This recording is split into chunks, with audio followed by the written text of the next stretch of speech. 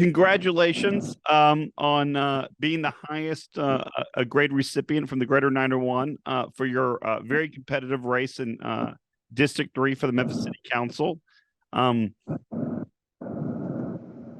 First, congratulations, and I'd love if you just start by telling us a little bit about yourself.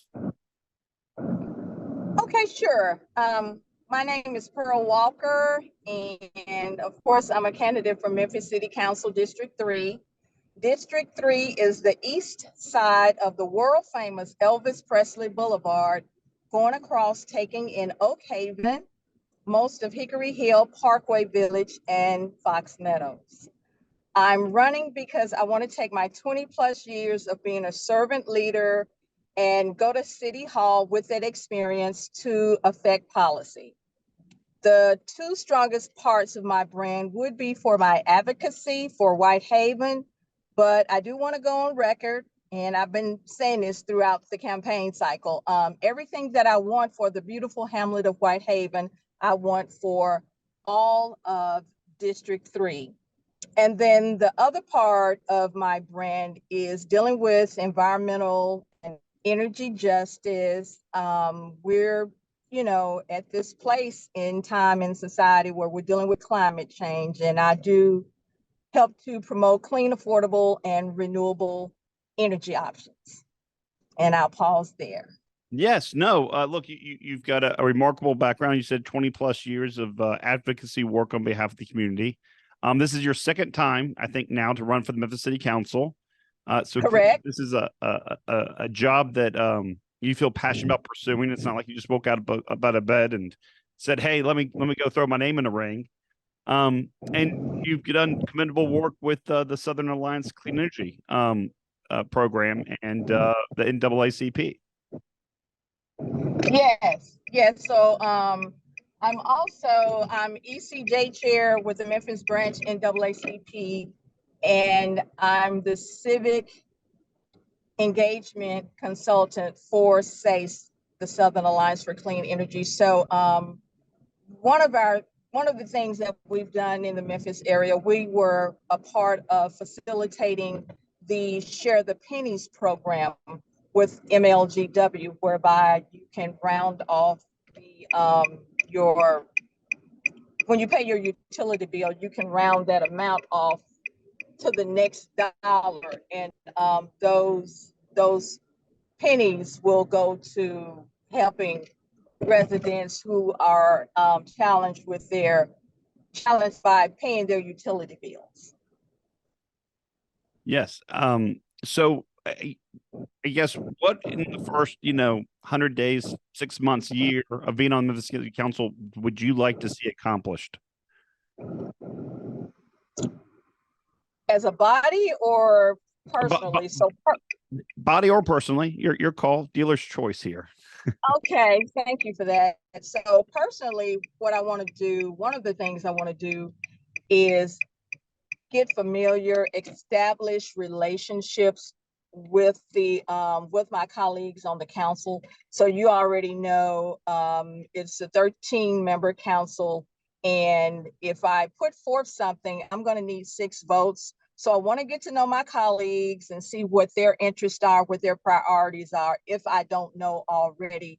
And just because I'm going to be working with them for 4 years, possibly 8. And so that's one thing that I want to do. There's some things that have come to my attention while I'm on the campaign trail and even before, and I need to get more familiar with the city charter because that's our constitution, that's our Bible here. And so from the standpoint of the council work, just get more familiar with the city charter in terms of what a council person can and cannot do.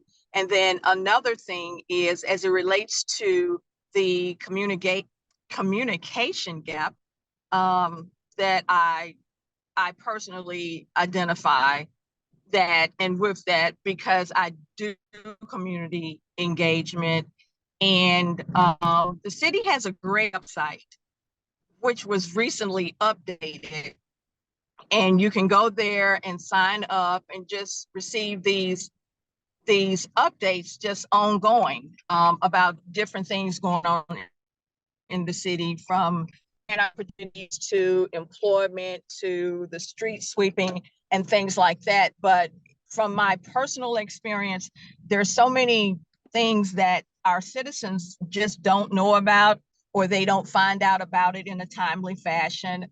There's still people who don't know what 311 is and what that's all about. So going back to your question, in my first 100 days, I want to become more familiar with how the city goes about disseminating information to the citizens. Yeah, And I think that's yeah, extremely wise. I can tell you, my brother, Chase Carl, who's on Memphis City Council now. When he was running in 2019, I think his first 100 days was drinking through a fire hose. I won't speak for him, but Chase had no idea how many divisions the city government had, and it's a business that has 8,000 employees, and a lot of responsibilities. One of those responsibilities, and independent, but sometimes controversial, today downtown is without power due to a substation failure, is Memphis Light, Gas, and Water. And clearly we have had a number of infrastructure issues, but you also have a career advocating for clean power and environmental causes. What do you think the state of the job of MLG&W has been recently? well, I want to just go back quickly, as you mentioned your brother and his learning curve. That's what I'll call it, and learning about the different divisions. So the reason why I'm in my car is because every second Friday of the month, I volunteer with PGA. That's PJA, Partnership Joint Authority, and that's where we have these monthly meetings with around the city, and people from the different divisions, they come and they make reports. So about 311 and the code enforcement and environmental court and the illegal dumping, things like that. And so when those complaints make it to the mayor's office, they go to what we call a hot list. And then in these meetings, you have people from these different areas, and we have an agenda. And so what I do is I facilitate the meeting. It's a volunteer position, but I have learned a whole lot about that, and it's been really great. And so I just wanted to mention that since you kind of went there. But as far as MLGW goes, for 95% of the time, I do tune in to their board meetings and hear the updates. And you can also go back and listen to them after the fact. I do believe that they're doing the best that they can under the circumstances. I won't say that it's perfect, but I do believe that they're doing the best they can. But definitely with what we've been experiencing with these power outages, the last one that affected my home personally.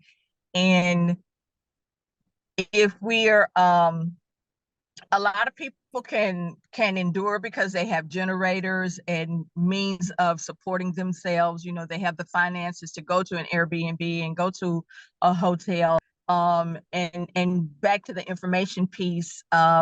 Yes, we need the infrastructure upgrades, but it's not so much that as that the upgrades are behind schedule. And so when I found out about just this current power outage, I was in the meeting. I have not had time to look that up and Google it and get the details, but I hope that the power for the citizens are restored as soon as possible. This is one of our biggest weekends this weekend. It's the Southern Heritage Classic. A lot of people who are here from out of town, they're staying downtown. So even so, from the visitors to the residents, I'm concerned about everyone that's affected by that power outage that we've experienced in town today. One at the Greater 901 initiative, one of our big concerns is public safety. What do you think we need to do to get public safety under control? I think it's a twofold, at least a twofold solution, maybe twofold, and then something falling under both of those sides. So we need to be tough on tough criminals. We need to stand firm and deal with those individuals swiftly. And then on the other side of that, we need to exhaust as much as possible preventative measures and doing intervention, investing in our young people whenever and as much as possible. Also, there's going to be a surplus with the city starting next year, $50 million. I'm sure a lot of people will be vying for those funds, and the pie is going to be split up multiple ways. And I'm sure, just from a realistic standpoint, I know that all of those pieces of the pie of the $50 million, the way it's going to be allocated and dispersed, those pieces won't be the same. But on the council, I do want to make sure that a portion of that is going into investing our young people. Ike Griffin, that's over the Department of Youth Services, I feel that he's doing a great job. I have a 24-year-old son. He was in that program, and being in that program, he got connected to another program where he got to work some summer jobs, some temporary summer jobs, and then he was also connected to another program where he got to go to Ghana for 19 days. So it's a great program. I think programs like that and Boys and Girls Club, where we have the data, where we know that they're making a difference, we need to invest in those programs. And the ones that don't seem to be as efficient or effective, we need to see why and possibly give them an opportunity to do better. And in those cases, sometimes it's just a matter of funding. And also our young adults, our millennials, those ages 35 to 40, let's try to invest in them as well. I know that Ted Townsend with the chamber, he's been making the point about Memphis having the large African-American tech pool in the country. And I just want to add to that, help expand that, and let us be known nationally for our tech pool and just young, talented people in a variety of areas. And if we can work this thing correctly, we could increase our GDP for Memphis and Shelby County by about $30 billion a year. Right. Based on the data that I've seen. Well, Pearl, you've been wonderful with your time. I know that District 3 has a long line of being represented by very strong members of the community and that make a difference on the council. You'll certainly have some big shoes to fill. I've asked everyone at the end of these interviews the same question. How much did you pay to get on the Greater 901's top grade or endorsement list? Zero. I just want to make sure people understand that you earned it from the panel that evaluated you and all the information that was submitted. So thank you for that, and good luck on the race. I'm sorry for laughing. No. I was just expecting a totally different type of question. I get it, but there's we just want people to know that you didn't pay to get our endorsement, which I know you find funny, but there's plenty of those out there.